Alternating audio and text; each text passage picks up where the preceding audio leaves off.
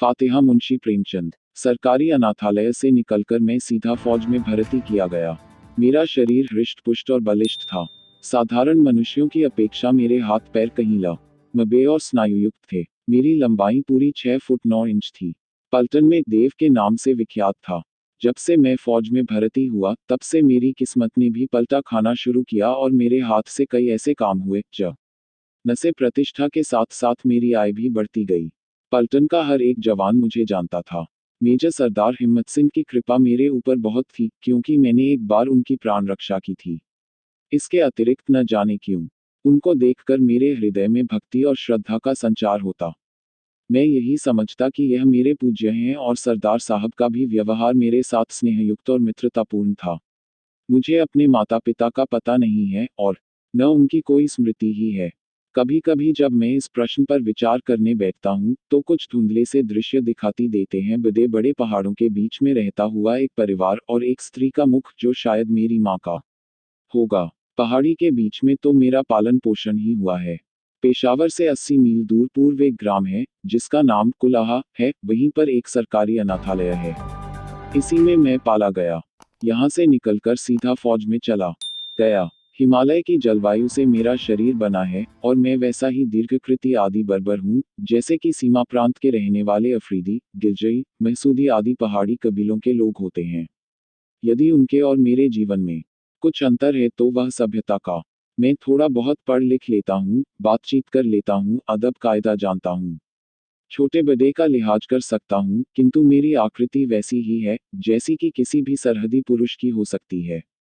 कभी कभी मेरे मन में यह इच्छा बलवती होती कि स्वच्छंद होकर पहाड़ों की सैर करूं, लेकिन जीविका का प्रश्न मेरी इच्छा को दबा देता। उस सूखे देश में खाने का कुछ भी ठिकाना नहीं था। वहां के लोग एक रोटी के लिए मनुष्य की हत्या कर डालते, एक कपड़े के लिए मुर्दे की लाश चीर फाड़ कर फेंक देते और एक बंदूक के लिए सरकारी फौज पर छापा मारते हैं। इसके अतिरिक्त उन जंगली जातियों का एक एक मनुष्य मुझे जानता था और मेरे खून का प्यासा था। यदि मैं उन्हें मिल जाता, तो जरूर मेरा नाम निशान दुनिया से मिट जाता। न जाने कितने अफरीदियों और गिरजइयों को मैंने मारा था, कितनों को पकड़ पकड़ कर सरकारी जेलखानों में भर दिया था, और न मालूम उनके कितने गांवों को जलाकर खाक कर दिया था। मैं भी बहुत सतर्क रहता, और जहां तक होता, एक स्थान पर हफ्ते से अधिक कभी न रहता। तो एक दिन मैं मेजर सरदार हिम्मत सिंह के घर की ओर जा रहा था। उस समय दिन को 2 बजे थे। आजकल छुट्टी सी थी, क्योंकि अभी हाल ही में कई गांव भस्मीभूत कर दिए गए थे और जल्दी उनकी तरफ से कोई आशंका नहीं थी। हम लोग निश्चिंत होकर गप और हंसी खेल में दिन गुजारते थे। बैठे बैठे दिल घबरा गया था। सिर्फ मन बहलाने के लिए सरदार साहब के घर की ओर चला, किंतु रास्ते में एक दुर्घटना हो गई। एक बूढ़ा अफरीदी, जो अब भी एक हिंदुस्तानी जवान का सिर मरोड़ देने के लिए काफी था, एक फौजी जवान से भिड़ा हुआ था। मेरे देखते देखते उसने अपनी कमर से एक तेज छुरा निकाला और उसकी छाती में घुसेड़ दिया। उस जवान के पास एक कारतूसी बंदूक थी, बस उसी के लिए यह सब लड़ाई थी। पलक मारते मारते फौजी जवान का काम तमाम हो गया और था बंदूक लेकर भागा। मैं उसके पीछे दौड़ा, लेकिन दौड़ने में वह इतना तेज था कि बात की बात में आंखों से ओझल हो गया। मैं भी बेतहाशा उसका पीछा कर रहा था। आखिर सरहद पर पहुंचते पहुंचते उससे 20 हाथ की दूरी पर रह गया। उसने पीछे फिर कर देखा। मैं अकेला उसका पीछा कर रहा था। उसने बंदूक का निशाना मेरी ओर साधा। मैं फौरन ही जमीन पर लेट गया और बंदूक की गोली मेरे सामने पत्थर पर लगी। उसने समझा कि मैं गोली का शिकार हो गया। वह धीरे धीरे सतर्क कदम से मेरी ओर बढ़ा। मैं सांस खींच कर लेट गया। जब वह बिल्कुल मेरे पास आ गया, शेर की तरह उछलकर मैंने उसकी गर्दन पकड़कर जमीन पर पटक दिया और छुरा निकालकर उसकी छाती में घुसेड़ दिया। अफरीदी की जीवन लीला समाप्त हो गई। इसी समय मेरी पलटन के कई लोग भी आ पहुंचे। चारों तरफ से लोग मेरी प्रशंसा करने लगे। अभी तक मैं अपने आपे में न था, लेकिन अब मेरी सुध बुध वापस आई। न मालूम क्यों उस बूढ़े को देखकर मेरा जी घबराने लगा। अभी तक न मालूम कितने ही अफरीदियों को मारा था, लेकिन कभी भी मेरा हृदय इतना घबराया न था। मैं जमीन पर बैठ गया और उस बुढ़े की ओर देखने लगा। पलटन के जवान भी पहुंच गए और मुझे घायल जानकर अनेक प्रकार के प्रश्न करने लगे। धीरे धीरे मैं उठा और चुपचाप शहर की ओर चला। सिपाही मेरे पीछे पीछे उसी बुढ़े की लाश घसीटते हुए चले। शहर के निवासियों ने मेरी जय जयकार का तांता बांध दिया। मैं चुपचाप मेजर सरदार हिम्मत सिंह के घर में घुस गया। सरदार साहब उस समय अपने खास कमरे में बैठे हुए कुछ लिख रहे थे। उन्होंने मुझे देखकर पूछा, क्यों, उस अफरीदी को मारा है? मैंने बैठते हुए कहा, जी हाँ, लेकिन सरदार साहब, न जाने क्यों मैं कुछ बुज़दिल हो गया हूँ। सरदार साहब ने आश्चर्य से कहा, असद खां और बुज़दिल, यह दोनों एक जगह होना नामुमकिन है। मैंने उठते हुए कहा, सरदार साहब, यहाँ तबीयत नहीं लगती, उठकर हर बरामदे में बैठिए। न मालूम क्यों मेरा दिल घबराता है। सरदार साहब उठकर मेरे पास आए और स्नेह से मेरी पीठ पर हाथ फेरते हुए कहा, असद, तुम दौड़ते दौड़ते थक गए हो और कोई बात नहीं है। अच्छा चलो बरामदे में बैठें। शाम की ठंडी हवा तुम्हें ताज़ा कर देगी। सरदार साहब और मैं दोनों बरामदे में जाकर कुर्सियों पर बैठ गए। शहर के चौमुहाने पर उसी वृद्ध की लाश रखी थी और उसके चारों ओर भीड़ लगी हुई थी। बरामदे में जब मुझे बैठे हुए देखा, तो लोग मेरी ओर इशारा करने लगे। सरदार साहब ने यह दृश्य देखकर कहा, असद खां, देखा, लोगों की निगाह में तुम कितने ऊंचे हो। तुम्हारी वीरता को यहाँ का बच्चा बच्चा सराहता है। अब भी तुम कहते हो कि मैं बुज़दिल हूँ। मैंने मुस्कराकर कहा, जब से इस बुड्ढे को मारा है, तब से मेरा दिल मुझे धिक्कार रहा है। सरदार साहब ने हंसकर कहा, क्योंकि तुमने अपने से निर्बल को मारा है। मैंने अपनी दिलजमाई करते हुए कहा, मुमकिन है, ऐसा ही हो। इसी समय एक अफरीदी रमणी धीरे धीरे आकर सरदार साहब के मकान के सामने खड़ी हो गई। ज्यों ही सरदार साहब ने देखा, उनका मुंह सफेद पड़ गया। उनकी भयभीत दृष्टि उसकी ओर से फिरकर मेरी ओर हो गई। मैं भी आश्चर्य से उनके मुंह की ओर निहारने लगा। उस रमणी का सा सुगठित शरीर मर्दों का भी कम होता है। खाकी रंग के मोटे कपड़े का पायजामा और नीले रंग का मोटा कुर्ता पहने हुए थी। बलूची औरतों की तरह सा र पर रूमाल बांध रखा था। रंग चंपई था और यौवन की आभा फूट फूट कर बाहर निकली पड़ती थी। इस समय उसकी आंखों में ऐसी भीषणता थी, जो किसी के दिल में भय का संचार करती। रमणी की आंखें सरदार साहब की ओर से फिरकर मेरी ओर आईं और उसने यूं घूरना शुरू किया कि मैं भी भयभीत हो गया। रमणी ने सरदार साहब की ओर देखा और फिर जमीन पर थूक दिया और फिर मेरी ओर देखती हुई धीरे धीरे दूसरी ओर चली गई। रमणी को जाते देखकर सरदार साहब की जान में जान आई। मेरे सिर पर से भी एक बोझ हट गया। मैंने सरदार साहब से पूछा, क्यों, क्या आप जानते हैं? सरदार साहब ने एक गहरी ठंडी सांस लेकर कहा, हाँ, बखूबी। एक समय था जब यह मुझ पर जान देती थी और वास्तव में अपनी जान पर खेलकर मेरी रक्षा भी की थी, लेकिन अब इसको मेरी सूरत से नफरत है। इसी ने मेरी स्त्री की हत्या की है। इसे जब कभी देखता हूँ मेरे होश हवास काफूर हो जाते हैं और वही दृश्य मेरी आंखों के सामने नाचने लगता है। मैंने भय विह्वल स्वर में पूछा, सरदार साहब, उसने मेरी ओर भी तो बड़ी भयानक दृष्टि से देखा था। न मालूम क्यों मेरे भी रोए खड़े हो गए थे। सरदार साहब ने सिर हिलाते हुए बड़ी गंभीरता से कहा, असद खां, तुम भी होशियार रहो। शायद इस बुए अफरीदी से इसका संपर्क है। मुमकिन है यह उसका भाई या बाप हो। तुम्हारी ओर उसका देखना कोई मानी रखता है। बड़ी भयानक स्त्री है। सरदार साहब की बात सुनकर मेरी नस न सा कांप उठी। मैंने बातों का सिलसिला दूसरी ओर फेरते हुए कहा, सरदार साहब, आप इसको पुलिस के हवाले क्यों नहीं कर देते? इसको फांसी हो जाएगी। सरदार साहब ने कहा, भाई असद खां, इसने मेरे प्राण बचाए थे और शायद अब भी मुझे चाहती है। इसकी कथा बहुत लंबी है। कभी अवकाश मिला तो कहूंगा। सरदार की बातों से मुझे भी कुतूहल हो रहा था। मैंने उनसे वह वृत्तांत सुनाने के लिए आग्रह करना शुरू किया। पहले तो उन्होंने टालना चाहा, पर जब मैंने बहुत जोर दिया तो विवश होकर बोले, असद, मैं तुम्हें अपना भाई समझता हूँ, इसलिए तुमसे कोई पर्दा न रखूंगा। लो सुनो। 3 असद खां, 5 साल पहले मैं इतना वृद्ध न था जैसा कि अब दिखाई पड़ता हूँ। उस समय मेरी आयु 40 वर्ष से अधिक न थी। एक भी बाल सफेद न हुआ था और उस समय मुझ में इतना बल था कि 2 जवानों को मैं लड़ा देता। जर्मनों से मैंने मुठभेड़ की है और न मालूम कितनों को यमलोक का रास्ता बता दिया। जर्मन युद्ध के बाद मुझे यहाँ सीमाप्रांत पर काली पलटन का मेजर बनाकर भेजा गया। जब पहले पहल मैं यहाँ आया, तो यहाँ कठिनाइयाँ सामने आईं, लेकिन मैंने उनकी जरा परवाह न की और धीरे धीरे उन सब पर विजय पाई। सबसे पहले यहाँ आकर मैंने पश्तो सीखना शुरू किया। पश्तो के बाद और जबानें सीखी, यहाँ तक कि मैं उनको बड़ी आसानी और मुहावरों के साथ बोलने लगा। फिर इसके बाद कई आदमियों की टोलियां बनाकर देश का अंतर्भाग भी छान डाला। इस पड़ताल में कई बार मैं मरते मरते बचा, किंतु सब कठिनाइयां झेलते हुए मैं यहाँ पर सकुशल रहने लगा। उस जमाने में मेरे हाथ से ऐसे ऐसे काम हो गए जिनसे सरकार में मेरी बड़ी नामवरी और प्रतिष्ठा भी हो गई। एक बार कर्नल हैमिल्टन की मेम साहब को मैं अकेले छुड़ा लाया था और कितने ही देशी आदमियों और औरतों के प्राण मैंने बचाए हैं। यहाँ पर आने के 3 साल बाद से मेरी कहानी आरंभ होती है।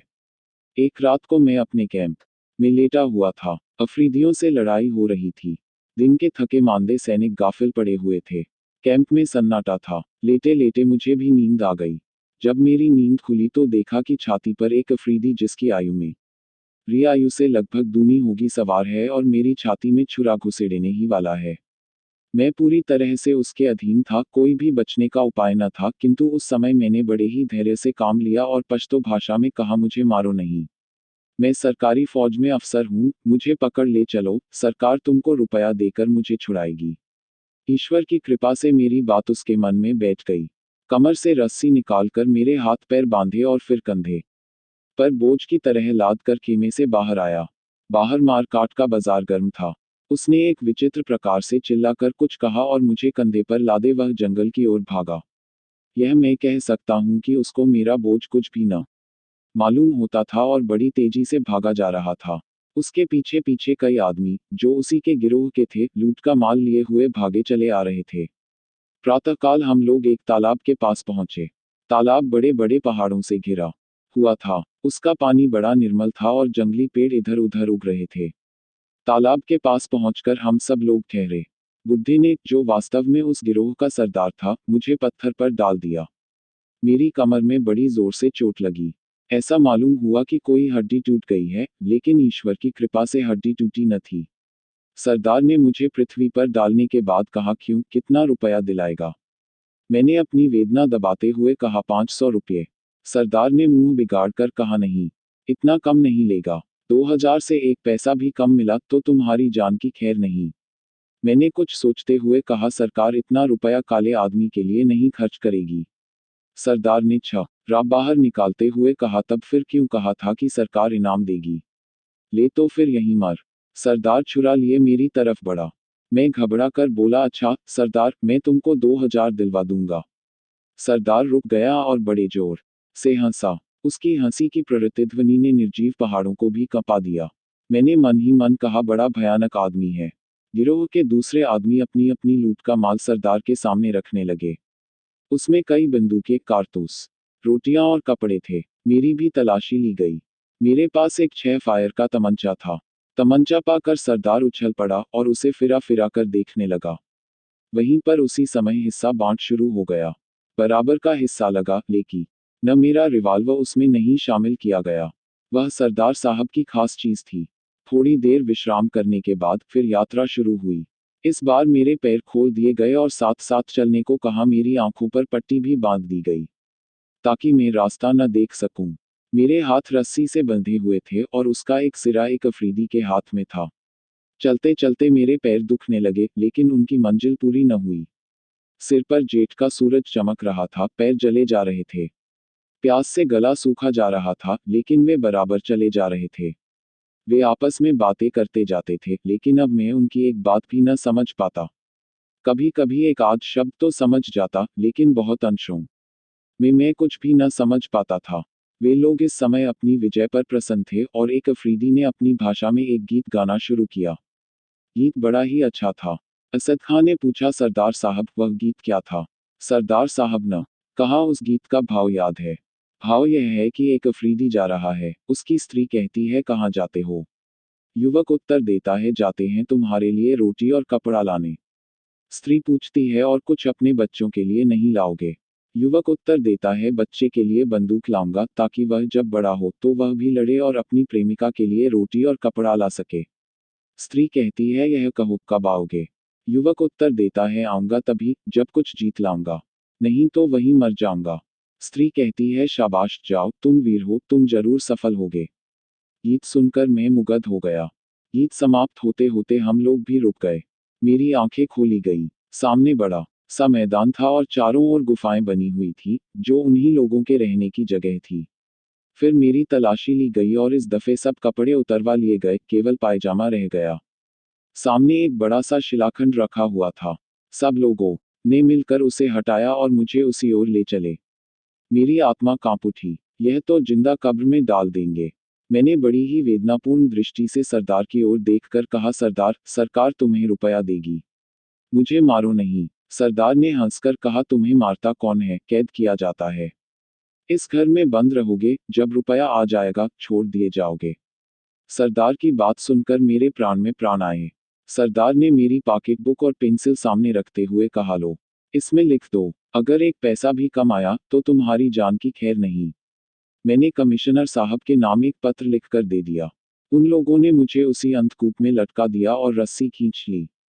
4. सरदार साहब ने एक लंबी सांस ली और कहना शुरू किया, असद खां, जिस समय मैं उस कुएं में लटकाया जा रहा था, मेरी अंतरात्मा कांप रही थी। नीचे घटाटोप अंधकार की जगह हल्की चांदनी छाई हुई थी। भीतर से गुफा न बहुत छोटी और न बहुत बड़ी थी। फर्श खुरदरा था। ऐसा मालूम होता था कि बरसों यहाँ पर पानी की धारा गिरी है और यह गड़ा तब जाकर तैयार हुआ है। पत्थर की मोटी दीवार से वह कूप घिरा हुआ था और उसमें जहां तहां छेद थे, जिनसे प्रकाश और वायु आती थी। नीचे पहुंचकर मैं अपनी दशा का हेर फेर सोचने लगा। दिल बहुत घबराता था। कालकोठरी की यंत्रणा भोगना भी भाग्य में विधाता ने लिख दिया था। धीरे धीरे संध्या का आगमन हुआ। उन लोगों ने अभी तक मेरी कुछ खोज खबर न ली थी। भूख से आत्मा व्याकुल हो रही थी। बार बार विधाता और अपने को कोसता। जब मनुष्य निरुपाय हो जाता है तो विधाता को कोसता है। अंत में एक छेद से 4 बड़ी बड़ी रोटियां किसी ने बाहर से फेंकी। जिस तरह कुत्ता एक रोटी के टुकड़े पर दौड़ता है, वैसे ही मैं दौड़ा और उठाकर उस छेद की ओर देखने लगा, लेकिन फिर किसी ने कुछ न फेंका और न कुछ आदेश ही मिला। मैं बैठकर रोटियां खाने लगा। थोड़ी देर बाद उसी छेद पर एक लोहे का प्याला रख दिया गया, जिसमें पानी भरा हुआ था। मैंने परमात्मा को धन्यवाद देकर पानी उठाकर पिया। जब आत्मा कुछ तृप्त हुई तो कहा, थोड़ा पानी और चाहिए। इस पर दीवार की उस ओर एक भीषण ह सी की प्रतिध्वनि सुनाई दी और किसी ने खनखनाते हुए स्वर में कहा, पानी अब कल मिलेगा। प्याला दे दो, नहीं तो कल भी पानी नहीं मिलेगा। क्या करता, हारकर प्याला वहीं पर रख दिया। इसी प्रकार कई दिन बीत गए। नित्य दोनों समय 4 रोटियां और एक प्याला पानी मिल जाता था। धीरे धीरे मैं भी इस शुष्क जीवन का आदी हो गया। निर्जनता अब उतनी न खलती। कभी कभी मैं अपनी भाषा में और कभी कभी पश्तो में गाता। इससे तबीयत कुछ बहल जाती और हृदय भी शांत हो जाता। एक दिन रात्रि के समय में एक पश्तो गीत गा रहा था।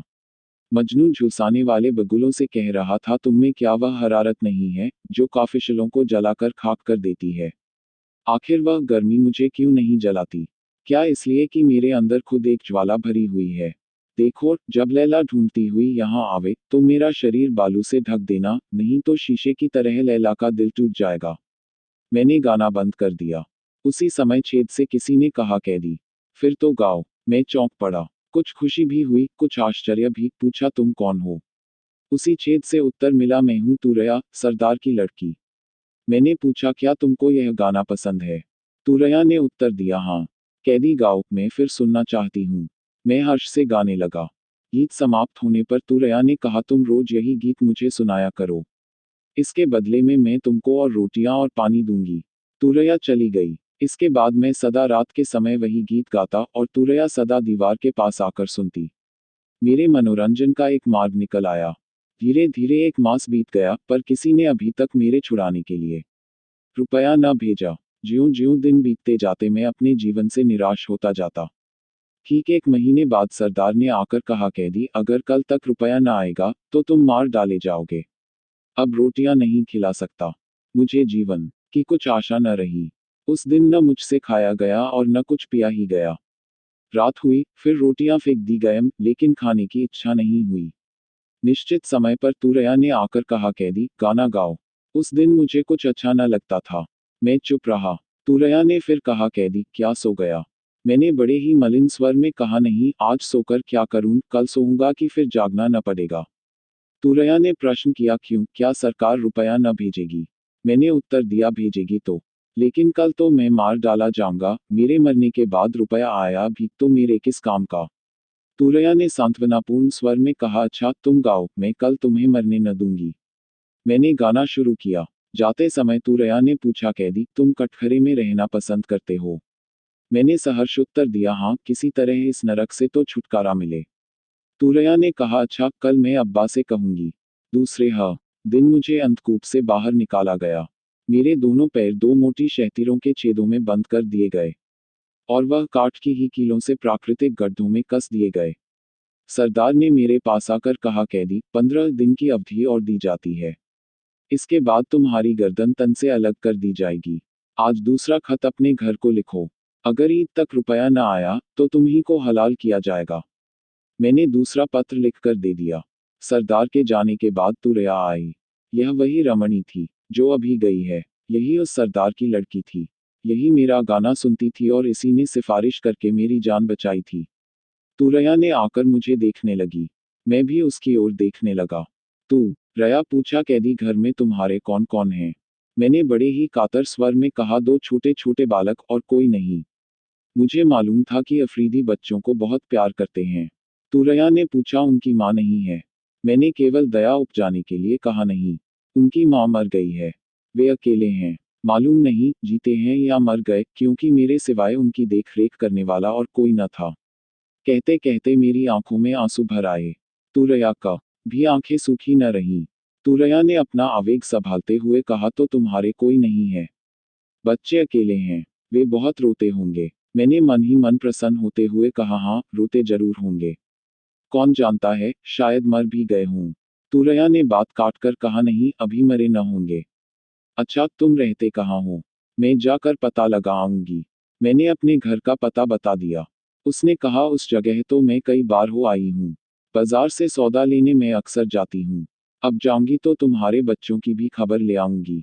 मैंने शंकित हृदय से पूछा, कब जाओगी? उसने कुछ सोचकर कहा, उस जुमेरात को जाऊंगी। अच्छा, तुम वही गीत गाओ। मैंने आज बड़ी उमंग और उत्साह से गाना शुरू किया। मैंने आज देखा कि उसका असर तुरैया पर कैसा पड़ता है। उसका शरीर कांपने लगा, आंखें डब्बा आईं, गाल पीले पड़ गए और वह कांपती हुई बैठ गई। उसकी दशा देखकर मैंने दूने उत्साह से गाना शुरू किया और अंत में कहा, तुरैया, अगर मैं मारा जाऊं तो मेरे बच्चों को मेरे मरने की खबर देना। मेरी बात का पूरा असर पड़ा। तुरैया ने भर्राए हुए स्वर में कहा, कैदी, तुम मरोगे नहीं। मैं तुम्हारे बच्चों के लिए तुम्हें छोड़ दूंगी। मैंने निराश होकर कहा, तुरैया, तुम्हारे छोड़ देने से भी मैं बच नहीं सकता। इस जंगल में मैं भटक भटक कर मर जाऊंगा और फिर तुम पर भी मुसीबत आ सकती है। अपनी जान के लिए तुमको मुसीबत में न डालूंगा। तुरैया ने कहा, मेरे लिए तुम चिंता न करो। मेरे ऊपर कोई शक न करेगा। मैं सरदार की लड़की हूँ, जो कहूंगी वही सब मान लेंगे, लेकिन क्या तुम जाकर रुपया भेज दोगे? मैंने प्रसन्न होकर कहा, हाँ तुरैया, मैं रुपया भेज दूंगा। तुरैया ने जाते हुए कहा, तो मैं भी तुम्हें छुटकारा दिला दूंगी। इस घटना के बाद तुरैया सदैव मेरे बच्चों के संबंध में बातें करती। असद खां, सचमुच इन अफरीदियों को बच्चे बहुत प्यारे होते हैं। वेद ताने यदि उन्हें बर्बर हिंसक पशु बनाया है तो मनुष्योचित प्रकृति से वंचित भी नहीं रखा है। आखिर जुमेरात आई और अभी तक सरदार वापस न आया। न कोई उस गिरोह का आदमी ही वापस आया। उस दिन संध्या समय तुरैया ने आकर कहा, कैदी, अब मैं नहीं जा सकती, क्योंकि मेरा पिता अभी तक नहीं आया। यदि कल भी न आया तो मैं तुम्हें रात को छोड़ दूंगी। तुम अपने बच्चों के पास जाना, लेकिन देखो, रुपया भेजना न भूलना। मैं तुम पर विश्वास करती हूँ। मैंने उस दिन बड़े उत्साह से गाना गाया। आधी रात तक तुरैया सुनती रही, फिर सोने चली गई। मैं भी ईश्वर से मनाता रहा कि कल और सरदार न आए। काठ में बंधे बंधे मेरा पैर बिल्कुल निकम्मा हो गया था। तमाम शरीर देख रहा था। इससे तो मैं कालकोठरी में ही अच्छा था, क्योंकि वहां हाथ पैर तो हिला डुला सकता था। दूसरे दिन भी गिरोह वापस न आया। उस दिन तुरैया बहुत चिंतित थी। शाम को आकर तुरैया ने मेरे पैर खोलकर कहा, कैदी, अब तुम जाओ। चलो, मैं तुम्हें थोड़ी दूर पहुंचा दूं। थोड़ी देर तक मैं अवश लेटा रहा। धीरे धीरे मेरे पैरे ठीक हुए और ईश्वर को धन्यवाद देता हुआ मैं तुरैया के साथ चल दिया। तुरैया को प्रसन्न करने के लिए माँ रास्ते भर गीत गाता आया। तुरैया बार बार सुनती और बार बार रोती। आधी रात के करीब मैं तालाब के पास पहुंचा। वहां पहुंचकर तुरैया ने कहा, सीधे चले जाओ, तुम पेशावर पहुंच जाओगे। देखो, होशियारी से जाना, नहीं तो कोई तुम्हें अपनी गोली का शिकार बना डालेगा। यह लोग तुम्हारे कपड़े हैं, लेकिन रुपया जरूर भेज देना। तुम्हारी जमानत में लूंगी। अगर रुपया न आया तो मेरे भी प्राण जाएंगे और तुम्हारे भी। अगर रुपया आ जाएगा तो कोई भी अफरीदी तुम पर हाथ न उठाएगा। चाहे तुम किसी को मार भी डालो। जाओ, ईश्वर तुम्हारी रक्षा करे और तुमको अपने बच्चों से मिलाए।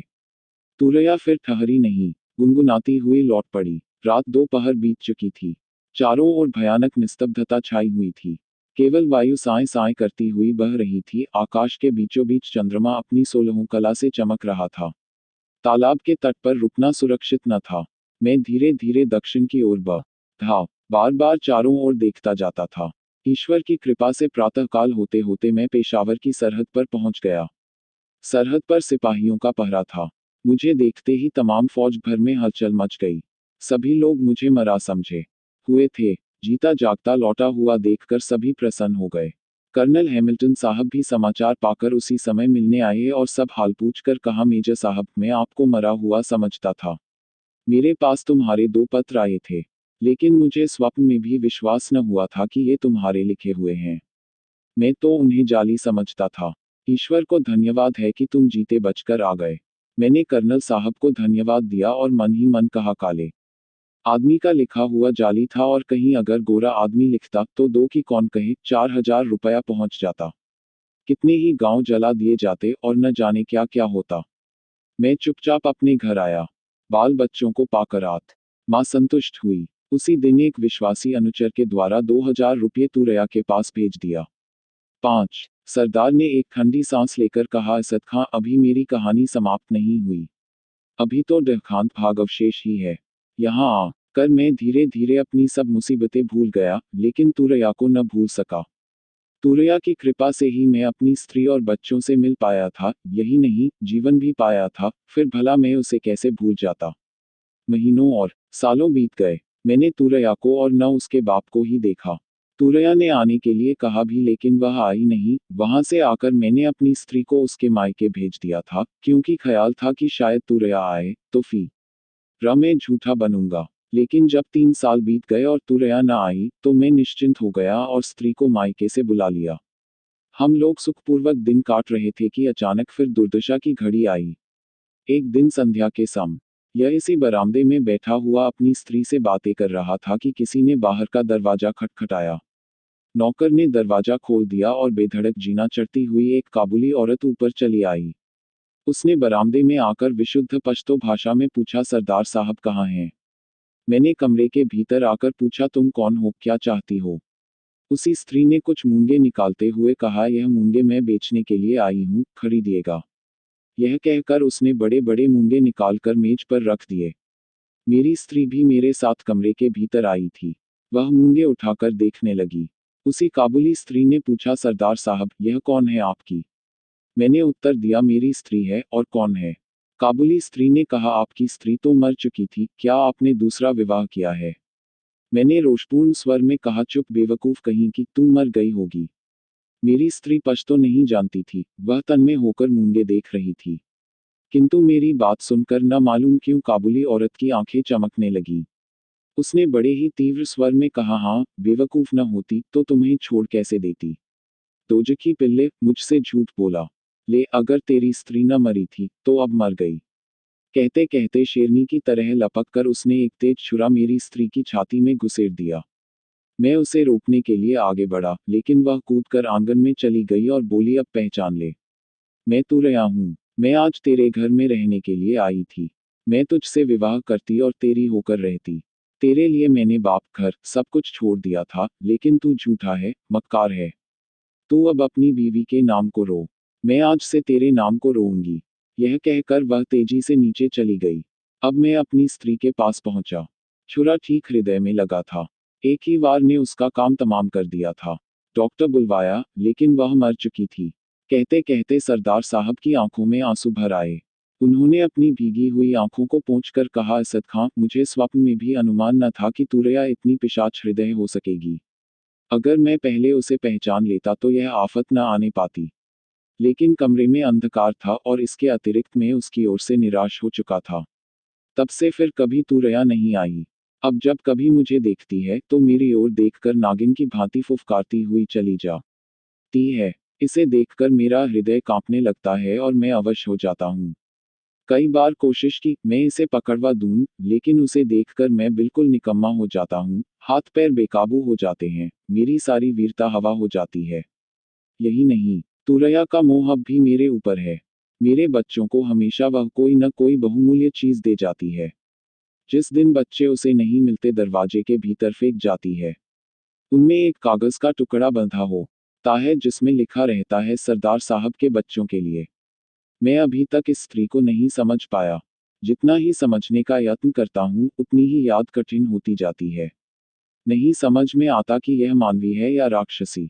इसी समय सरदार साहब के लड़के ने आकर कहा, देखिए वही औरत यह सोने का तावीज दे गई है। सरदार ने मेरी ओर देखकर कहा, देखा असद खां, मैं तुमसे कहता न था। देखो आज भी यह तावीज दे गई। न मालूम कितने ही तावीज और कितनी ही दूसरी चीजें अर्जुन और निहाल को दे गई होगी। कहता हूं कि तुरैया बड़ी ही विचित्र स्त्री है।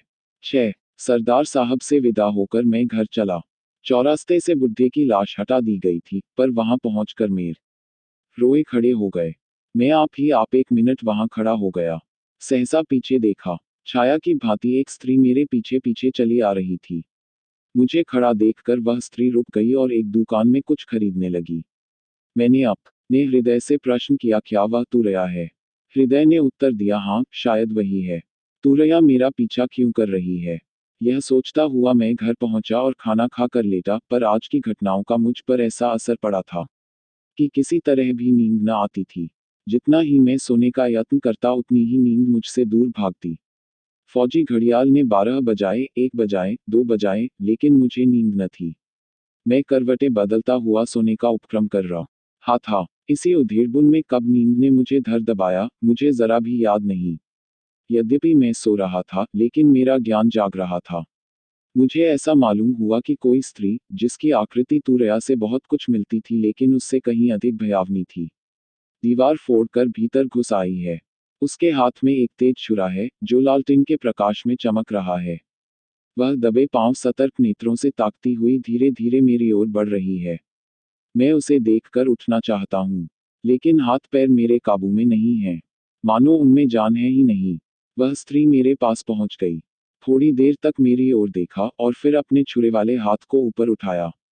मैं चिल्लाने का उपक्रम करने लगा, लेकिन मेरी गिग्गी बंध गई। शब्द कंठ से फूटा ही नहीं। उसने मेरे दोनों हाथों को अपने घुटने के नीचे दबाया और मेरी छाती पर सवार हो गई। मैं छटपटाने लगा और मेरी आंखें खुल गईं। सचमुच एक काबुल औरत मेरी छाती पर सवार थी। उसके हाथ में छुरा था और वह छुरा मारना ही चाहती थी। मैंने कहा, कौन? तुरैया। यह वास्तव में तुरैया ही थी। उसने मुझे बलपूर्वक दबाते हुए कहा, हाँ मैं तुरैया ही हूँ।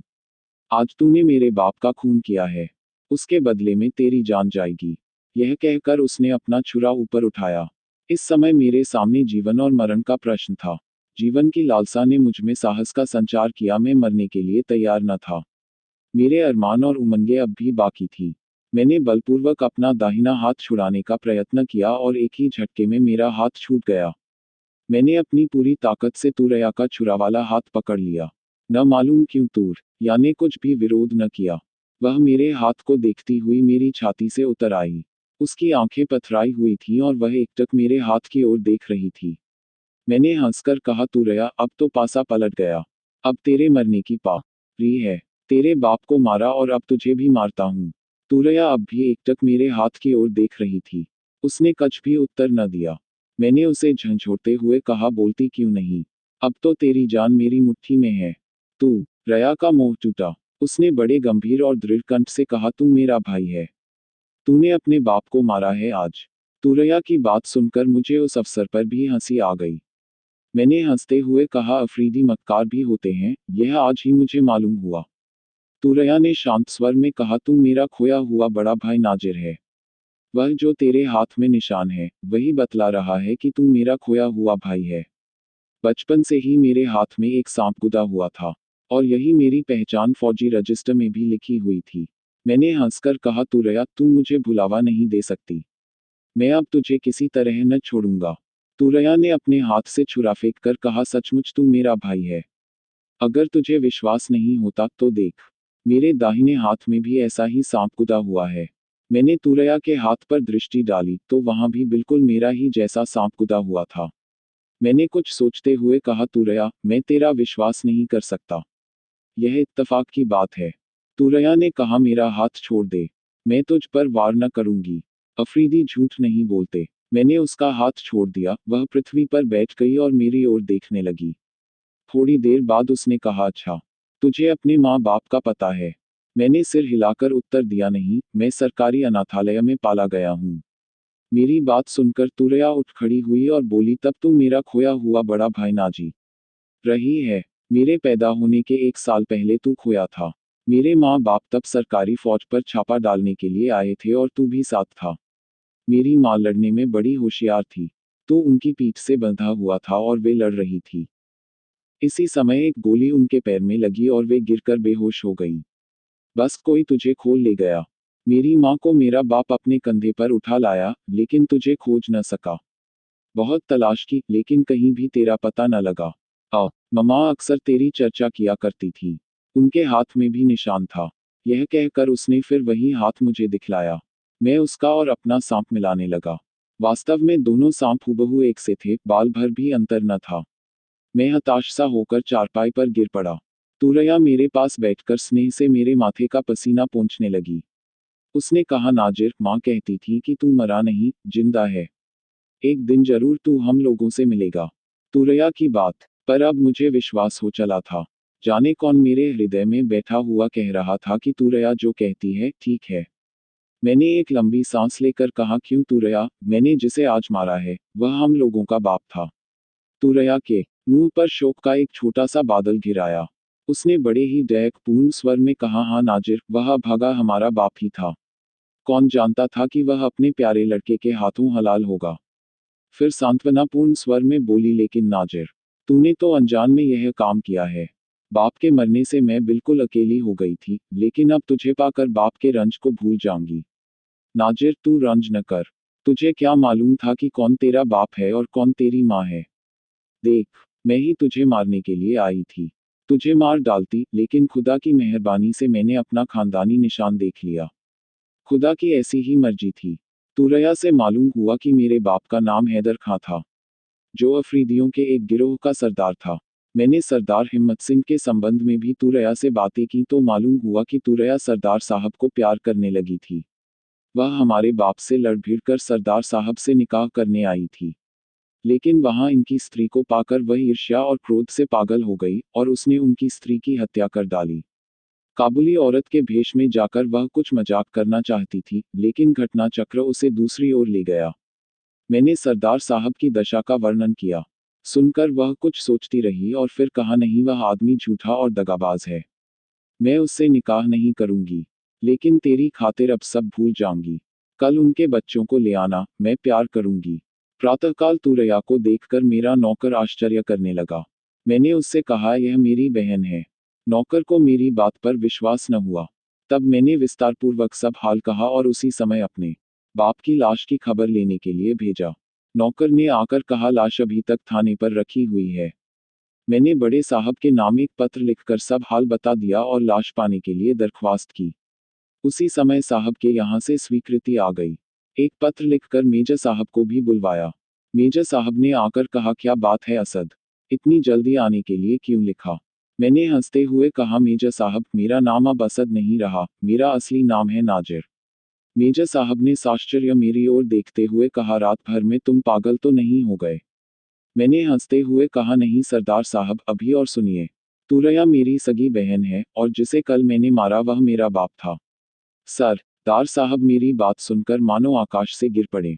उनकी आंखें कपाल पर चढ़ गईं। उन्होंने कहा, क्यों असद, तुम मुझे पागल कर डालोगे? मैंने सरदार साहब का हाथ पकड़कर कहा, आइए, तुरैया के मुंह से ही सब हाल सुन लीजिए। तुरैया मेरे यहाँ बैठी हुई आपकी प्रतीक्षा कर रही है।